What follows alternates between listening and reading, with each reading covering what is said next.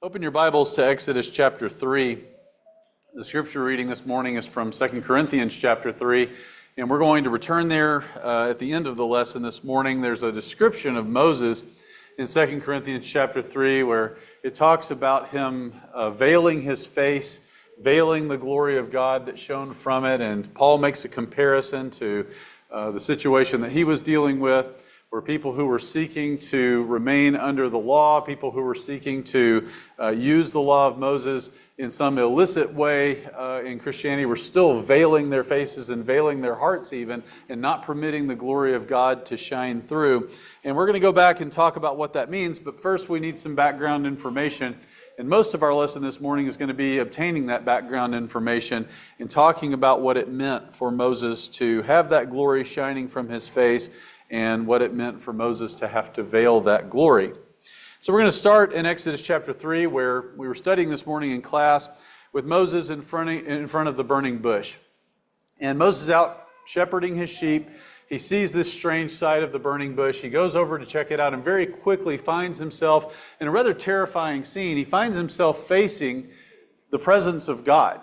He doesn't realize at first that the presence of God is in that fire on that bush, but he finds that out. He removes his sandals. And in verse 6, it says, Moses hid his face, for he was afraid to look at God. And that's a very deep thought. It's one that we see throughout Scripture. We see it in Isaiah when he sees the glory of God in his vision in Isaiah chapter 6. We see it in John, the apostle, who knew Jesus on earth. But when he sees the glorious form of Jesus exalted in the heavens, he falls on his face and becomes like a dead man. Because these people were in the presence of God, and every single one of them, no matter how righteous, no matter how faithful to God, ends up fearing for their lives in the presence of God. And Moses is no exception here. And what we're going to see is that what these people fear is death. And we're going to talk a little bit throughout the lesson as to what that actually means, to fear to die. But I want us to talk about a little bit, what Moses' actual situation was here, because it's not like Moses is an unfaithful person. It's not like he does not want to please God as he appears before him here. Moses is already faithful. Moses has already shown quite a bit of faith while he was in Egypt, going down and participating as much as he could as a prince in the sufferings of his people. And so Moses wants to serve the Lord, but he doesn't want to do everything that God is going to require of him. What we find out over the course of the next couple of chapters is that God wants him to go back and present himself before Pharaoh. And as far as Moses is concerned, that might as well be a death sentence, because he was already afraid of Pharaoh. He was already afraid of what the Egyptians would do if he ever showed his face there again. He was going to have to leave the life that he apparently enjoyed behind. He was no longer going to be a shepherd. He was no longer going to be able to live near his father-in-law and with the family that he had built. Things were going to change, and he was going to have to take that family and be out in the wilderness with Israel. And so that part of his life was just going to be gone. And that's kind of like a death sentence in some way. He was going to have to go face a nation, and he didn't know how he was going to be received by that nation. He wasn't received very well the first time. And when you go and find out that the people that you have to be around, none of them particularly want you there, that can be kind of like a death sentence as well. And so there's all these different iterations of death, ranging from the fear of actually physically dying to having very important parts of life taken away from him. Moses is afraid of all of that stuff. And here he's facing the glorious presence of God, and he's afraid he's going to die in the presence of God. And so he hides his face from the glory of God. Now, that's not a completely bad reaction, because fear is something that we need to bring with us into the presence of God. But as we're going to see, that fear can take us one of two directions. It can either take us closer to God as we seek to obey him and mitigate the death that we might face in his presence, or it'll just drive us farther away from God, because we don't want to have anything to do with the glorious presence that puts us at risk. And so, let's go over to Exodus chapter 19 now, because this is not the only time that Moses is going. The next fire is much, much bigger. It's actually in the same place. It's on the mountain of God at Mount Sinai, where he saw the burning bush at first, but that fire has expanded from a small bush all the way to covering and engulfing the entire mountain of God now. And so we read about what Moses led Israel to see in verse 16. It says, "It came about on the third day when it was morning, that there were thunder and lightning flashes and a thick cloud upon the mountain and a very loud trumpet sound, so that all the people who were in the camp trembled. And Moses brought the people out of the camp to meet God, and they stood at the foot of the mountain. Now Mount Sinai was all in smoke, because the Lord descended upon it in fire, and its smoke ascended like the smoke of a furnace, and the whole mountain quaked violently. When the sound of the trumpet grew louder and louder, Moses spoke, and God answered him with thunder. The Lord came down on Mount Sinai to the top of the mountain, and the Lord called Moses up to the top of the mountain, and Moses went up." And so now we're sort of to the other side of the Exodus. At the burning bush, Moses is being called to go to Egypt and to deliver Israel out of Egypt. Well, now he's done that. He's taken the people out of the slavery and the bondage in which they lived. They are now at the mountain of God, and this time, instead of a small fire on a bush, now we've got the entire mountain engulfed in flame. There's smoke everywhere. There's thunder. There's lightning. Hebrews chapter 12 even says that Moses himself trembled when he saw the glory of God manifested in that way. And the people certainly respond with that same kind of fear. As a matter of fact, if we skip to chapter 20, after Israel sees the glory of God covered in that smoke descend upon the mountain, God actually speaks to them with his voice. And the 10 Commandments that we read in Exodus chapter 20 were spoken by the voice of God to the people. And when the people hear God's actual voice, it says in verse 18, "All the people perceived the thunder and the lightning flashes and the sound of the trumpet and the mountain smoking. And when the people saw it, they trembled and stood at a distance. And they said to Moses, 'Speak to us yourself and we will listen. But let not God speak to us, or we will die.'" Same reaction. And so they hide themselves as well. They step back. They hold themselves at a distance from God, just like Moses did. For the very same reason, they are afraid that they are going to die. Go over to Deuteronomy chapter 5 quickly. And here we get a fuller account of exactly what happened as they hear the voice of God and they have that fear of death put in them because of the presence of God. And we find out that God actually is quite pleased with that reaction, at least at the beginning. In Deuteronomy chapter 5, Moses is recounting to them that very same scene. And it says in verse 23, "And when you heard the voice from the midst of the darkness while the mountain was burning with fire, you came near to me, all the heads of your tribes and your elders. You said, 'Behold, the Lord our God has shown us his glory and his greatness, and we have heard his voice from the midst of the fire. We have seen today that God speaks with man, yet he lives.'"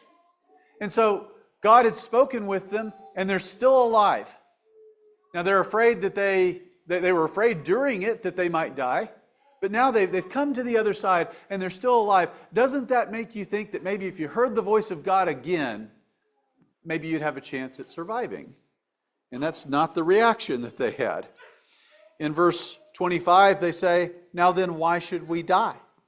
For this great fire will consume us. If we hear the voice of the Lord our God any longer, then we will die." And so there's not any assurances that the next time that you hear the voice of God, it's not going to produce death. Verse 26, "For who is there of all flesh who has heard the voice of the living God speaking from the midst of the fire as we have and lived? Go near and hear all the Lord our God says, and speak to us all that the Lord our God speaks to you, and we will hear and do it. The Lord heard the voice of your words when you spoke to me, and the Lord said to me, I have heard the voice of the words of this people, which they have spoken to you. They have done well in all that they have spoken. Oh, that they had such a heart in them, that they would fear me and keep all my commandments always, that it may be well with them and with their sons forever." And so the people's first response is, "We don't want to hear the voice of God, so Moses, you go up and hear it." You can go up into the glory of God. We don't want to go. We're afraid we're going to die, but we're perfectly happy for you to take whatever risks you want to up there in the mountain.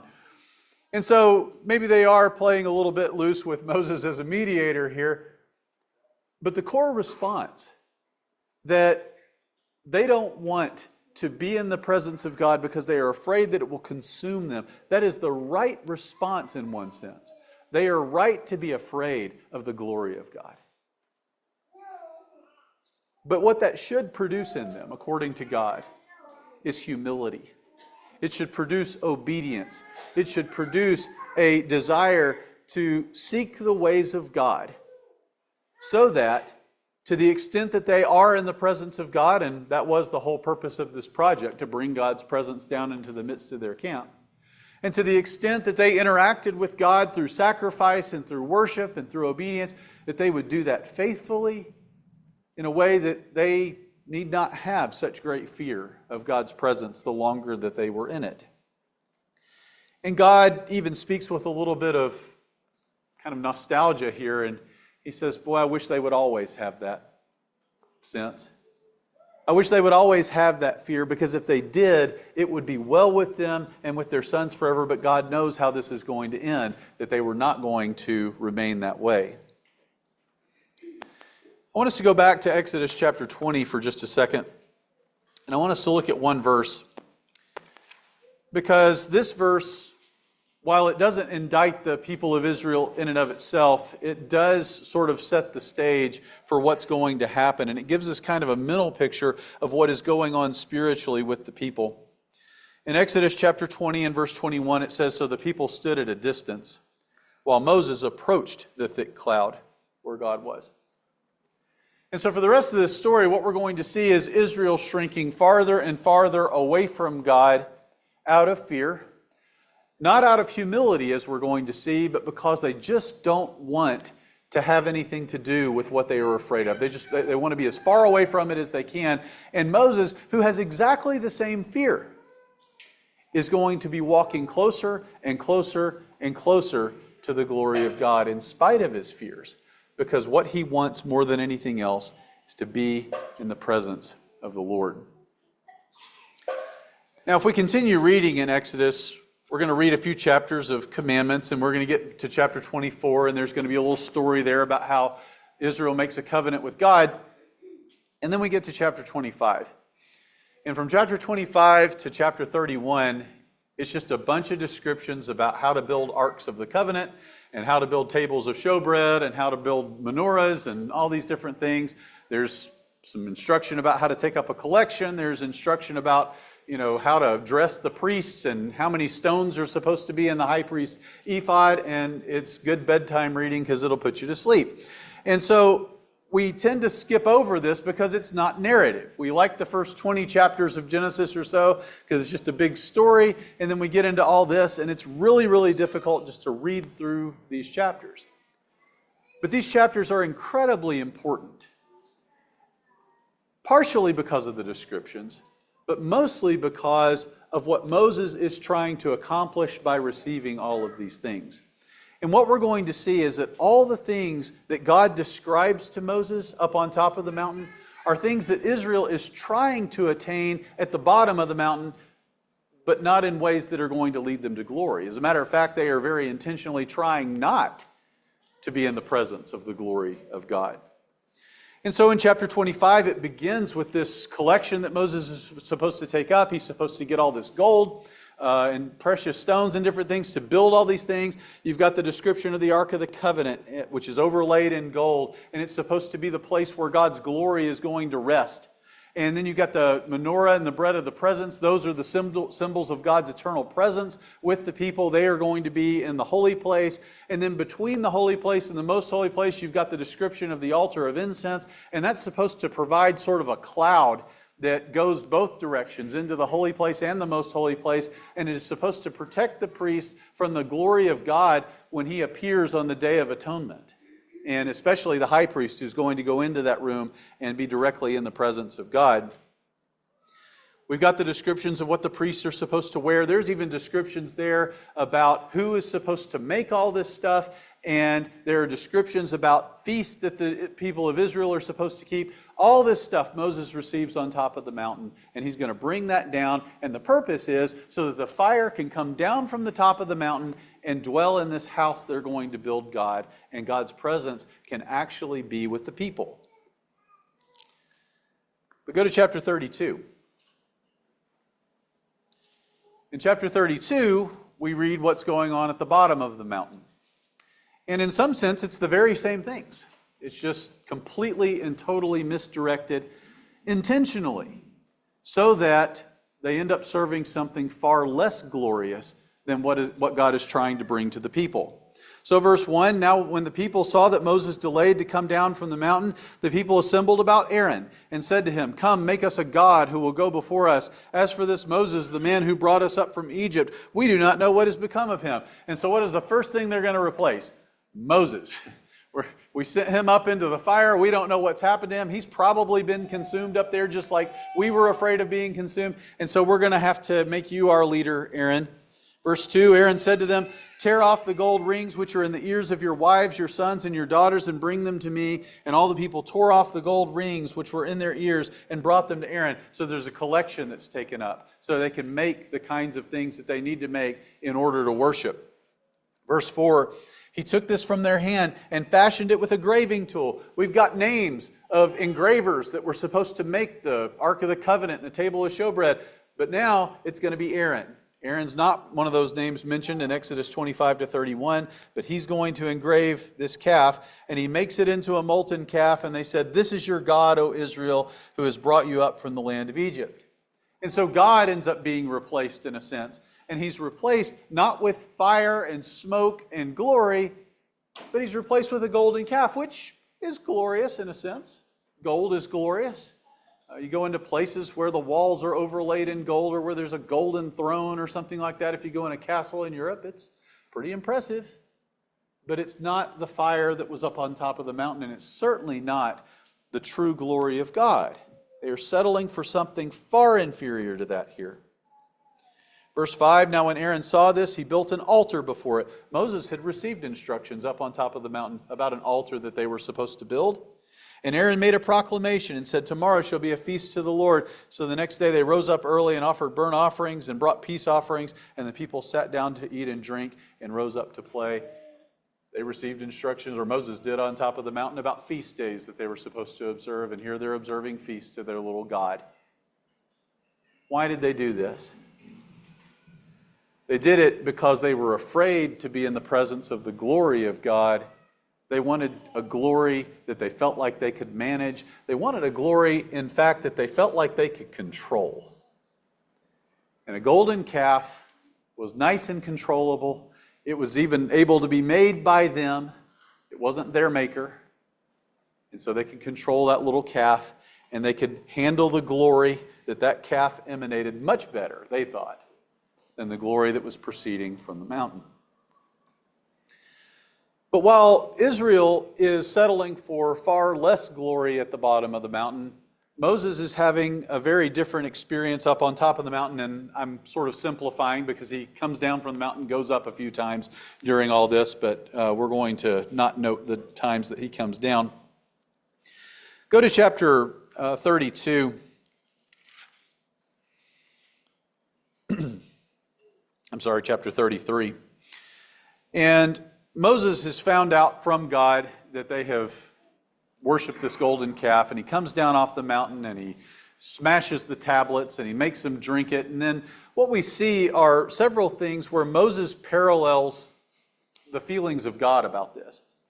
Moses orders some of the Israelites to be killed, and the Levites rise up and they kill several of their fellows. And then God sends a plague. And so Moses' anger, even to the destruction of some of Israel, is equal to the way God feels about this. God sends a plague and kills more of the children of Israel. But then Moses begins to try to intercede for the people. And God also wants that, obviously. And so as Moses begins to intercede, God begins to give concessions. But I want us to notice chapter 33 and verse 2. God says, "I will send the angel before you, and I will drive out the Canaanite and the Amorite and the Hittite and the Perizzite and the Hivite and the Jebusite. Go up to a land flowing with milk and honey, for I will not go up in your midst, because you are an obstinate people, and I might destroy you on the way." Now I want us to know what God is offering Israel here. God is telling them, I'm going to go up and you're going to defeat all your enemies. Not only are you going to defeat all your enemies, but you're going to go into the land And you'll be able to live there very prosperously. There's a lot of good stuff in the land. It is a land flowing with milk and honey after all. And you'll be able to build houses, and you'll be able to make your family secure, and you'll be able to bring in crops every year, and you'll have everything that you need up there. Go up there and take it. I'm just not going. I'll send an angel to help you out, but I'm not going to go. And we find out in the next couple of verses that the people mourn and weep about this, but it seems that they did that to a great extent because they are told to. I have a feeling that there are a lot of people in Israel at this particular juncture who would have just been fine with that offer. We're going to go up and we're going to have a house, and we're going to have a farm, and we're going to have a barn, and we're going to have cows and sheep and goats, and we're going to have everything that we need to live. And we're not going to have to deal with the presence of God in the camp. We're not going to have to go through all the rituals that it takes to serve Him. We're not going to have to really even think about Him. We're just going to be able to live life. Aren't there a lot of people who want exactly that? They're not at services on Sunday because why think about God? They've got everything they need at home. And, many times when they're not with the people of God worshiping, they're kind of traveling around on vacation, or they're doing all kinds of other things. Why not think about God? Well, why think about God if you can just enjoy yourself? This is a recipe for exactly what I think most people want, because it's a life of pleasure. It's this life of pleasure without having to worry about satisfying the presence of God among people. Moses is not satisfied with this, though. And in verse 12, Moses says to the Lord, "See, you say to me, bring up this people, but you yourself have not let me know whom you will send with me." Now, God has let him know who he will send with him, the angel of the Lord. But Moses doesn't want that. And so he says, "You haven't let me know whom you will send with me. Moreover, you have said, I have known you by name, and you've also found favor in my sight. Now, therefore, I pray you, if I have found favor in your sight, let me know your ways, that I may know you, so that I may find favor in your sight." Now, that seems a little circular, doesn't it? Finds favor in his sight, so he wants to know the ways of God, so that he can know God, so that he can find favor in his sight. Are we back where we started? And the answer is no. God favors Moses with his presence. God favors Moses with the revelation of a little bit of his will. And so Moses says, I want to process what you reveal to me, and I want to know you. I want to know about you, and I want to live the commandments that you give me so that I can come to know you through doing the things that you do. And as I do that, I'm going to find favor in your sight so that you can reveal more of your will to me. And so that I can know you in a deeper way. So that I can find more favor in your sight so that you can reveal yourself. And it's just this endless cycle that's taking Moses deeper and deeper and deeper into the presence and the knowledge of God. That's the way Moses envisions his life going. That's what Moses wants for himself. And that's what he wants for the people as well. And when God hears this in verse 14, he said, "My presence shall go with you, and I will give you rest." Then he said to him, "If your presence does not go with us, do not lead us up from here."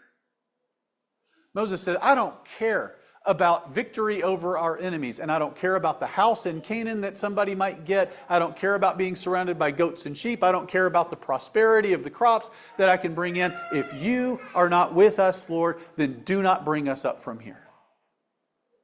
Your presence is the only thing that matters. And that's Moses' attitude.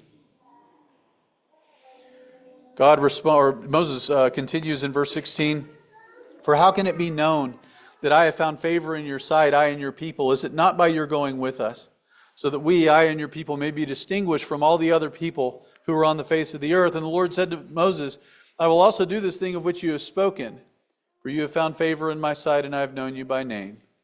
Then Moses said, "I pray you, show me your glory." Seems like Moses wants to short circuit this process he's just talked about. Moses' first vision is, reveal your ways to me and I'll come to know you so that I'll find favor in your sight so you can reveal your ways. And this is just going to be an endless process until I die, and I'm going to come to know you deeper and deeper and deeper. And finally, he just says, go ahead and show me your glory. And God's response, very famously, is, I will make myself and all my goodness pass before you, and I will proclaim the name of the Lord before you, and I will be gracious to whom I will be gracious, and I will show compassion on whom I will show compassion. But he said, you cannot see my face, for no man can see me and live. You think that was new information to Moses? Oh, well, I didn't know that if I saw you that, I'd die. I mean, maybe not all your glory, God. Moses knew that. He knew that back at the burning bush. That's why he was afraid to look upon God. He knew that at Mount Sinai when God's glory first descended upon it. He trembled right along with the people because he knew that if he saw the glory of God, he was in danger of dying. The place that Moses has reached here is that Moses now does not care. He cares more about the presence of God and about seeing the glory of God and about knowing God than he does about his very life. And so if it cost him his life, so what? And God's response is, I'm not going to show you my face, Moses. I've got more stuff for you to do. I'll show you my back. And I don't know what that means, and I don't think anybody does. But God shows him a great deal more of his glory than Moses had yet seen. But he spares Moses' life. And I want us to pause for just a second and think about what it means for God to show someone his glory, because in these pictures that we get, so much of it is visual. You've got fire coming down on the mountain, you've got light, you've got radiant glory and all that stuff. And none of us have seen that, and until the final day probably, none of us are going to see his glory manifested in those ways. But I do think that we see it. How many different times in the Scriptures do we see a description of God's glory directly paralleling the revelation of God's Word to us, the revelation of Christ to us through the Word of God? Those things are so often the same. And so in John chapter 1, you've got, in the beginning was the Word, and the Word was with God, and the Word was God. And you just keep reading, and all of a sudden, you find out that that Word is light, and that Word is life. And by the time you get to the end of the book of John, what you find out is that that life and that light have been revealed to us through what John wrote and what the rest of the apostles wrote. And if we start to look at the people around us who are filled with this Word, what we start to realize is we do see the glory of God in them. And it's not just a reflection exactly, it's more that it's emanating out of them because they've internalized it and they know what it means to know God. And so you see it in how they behave, you see it in how they speak, you see it when they do exactly the right thing or they say exactly the right thing at exactly the right time, the way someone who truly knows God does. And that fills us up with the glory of God. And if we live with it long enough, we end up emanating it as well.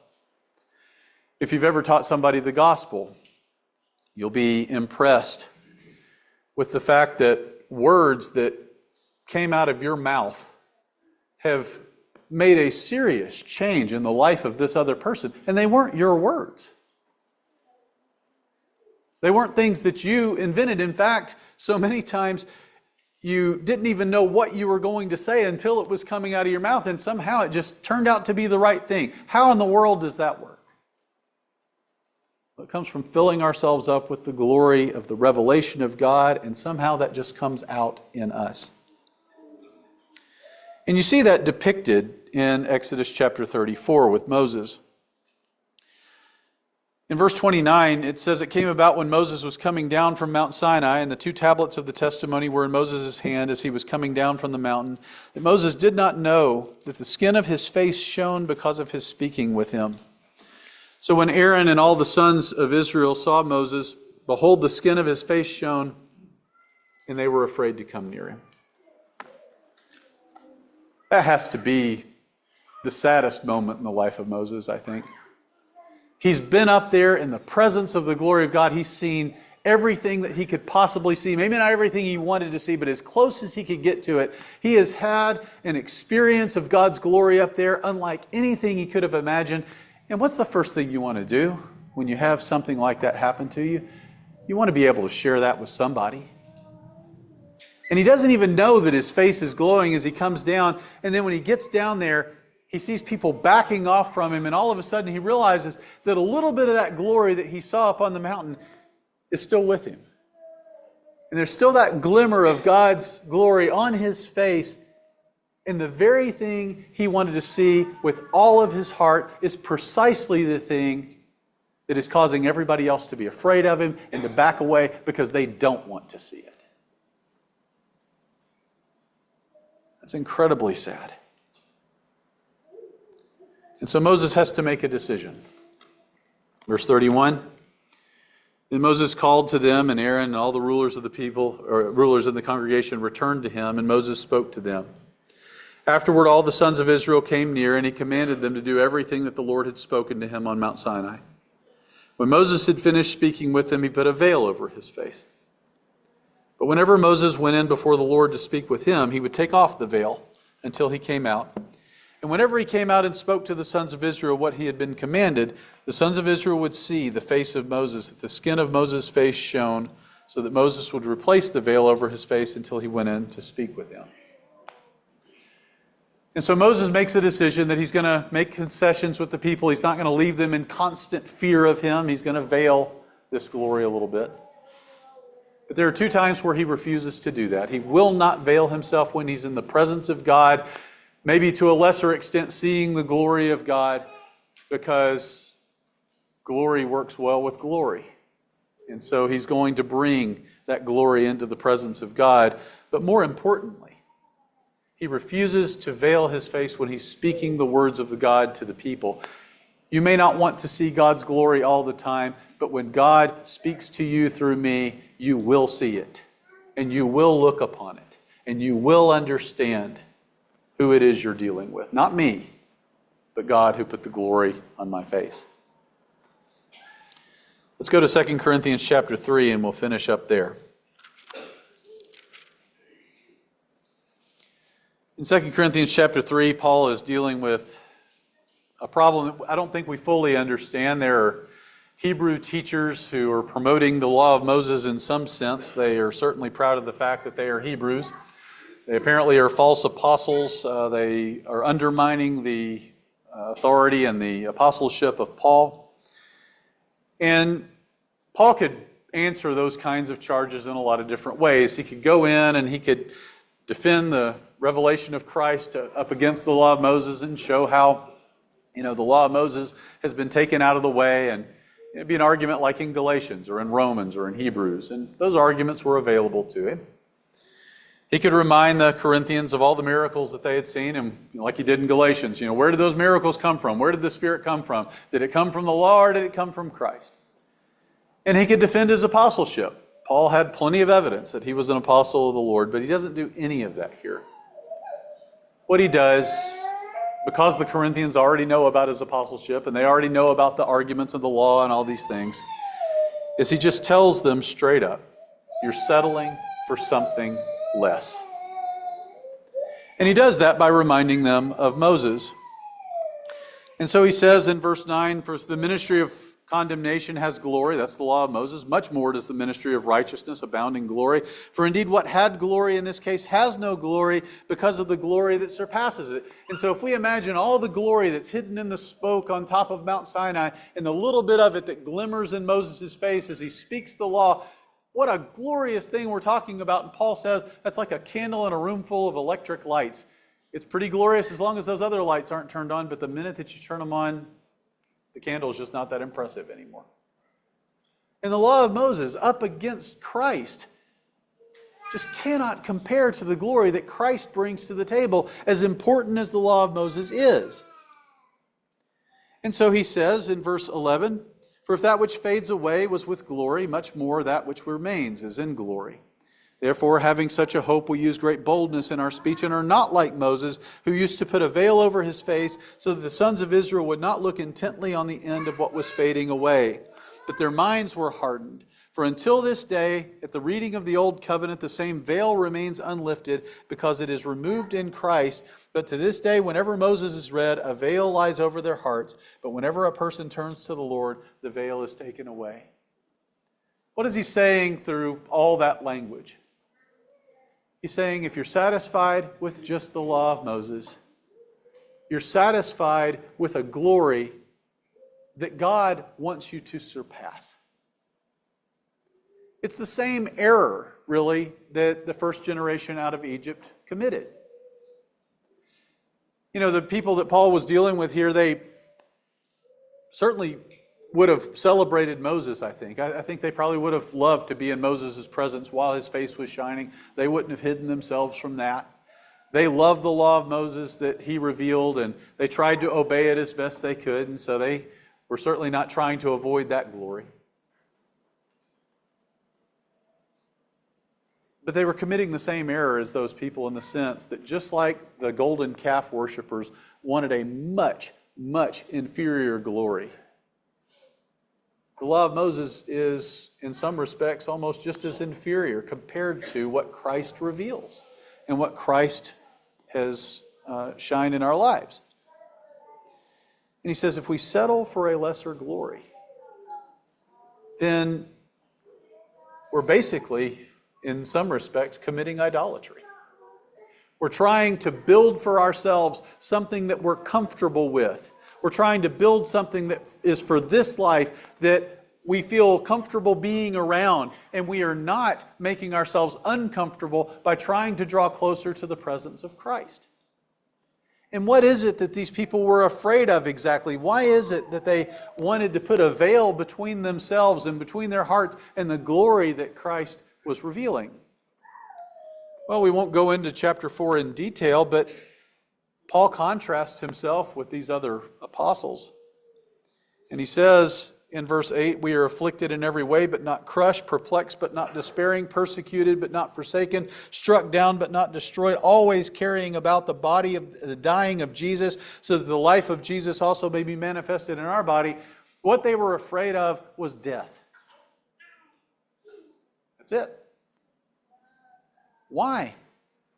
Because looking into the glory of Christ does mean death. What does it mean when we bring Christ our life and we say that in baptism we die to our old self? We do have to die in order to be in the presence of the glory of Christ. What does it mean when Paul talks about crucifying the things of the flesh? We do have to die in order to be in the presence of Christ. What does it mean when we say that in order to serve Christ, we have to give Him our life, even if it means persecution? That's death. But we don't have to be persecuted to the point of being executed to give Christ our lives in this way. Pretty much every sacrifice that we make that costs us some sort of comfort in this life is on the spectrum of death in some sense or another. What happens when the government tries to control what we say about morality and about righteousness? What are we afraid of? We're afraid that we get put in jail. What is that?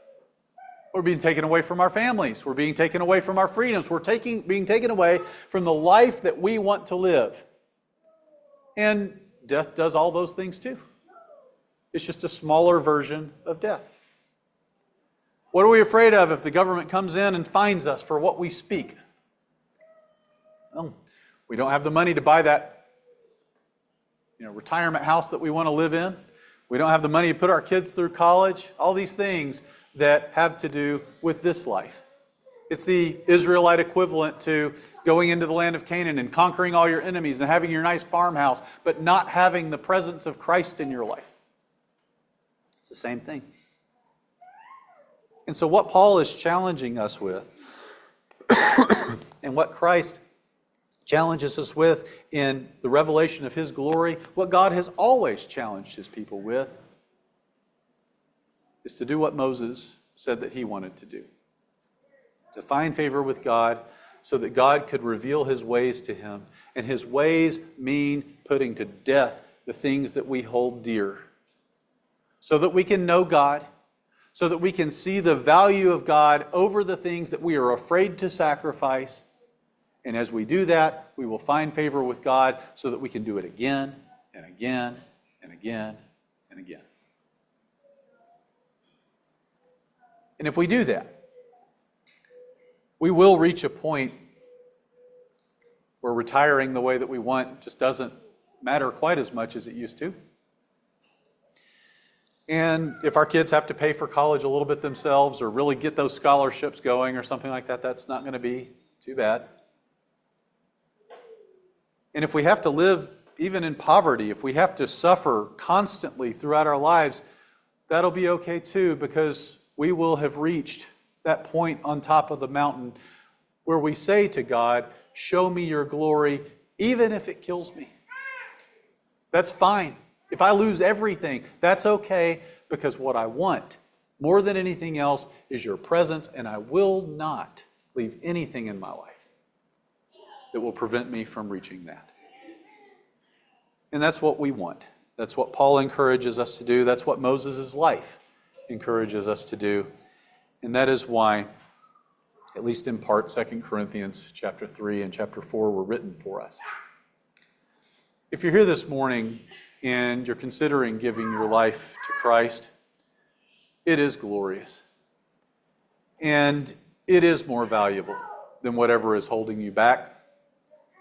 It's amazing to me how many people I encounter who know exactly what they're supposed to do in order to obey Christ and submit themselves to Him, and they just linger and they hold back and they don't do it, and they know they should. And I think it's this very problem. There's just something that they're hanging on to that they just don't want to give up because they are afraid to give up control.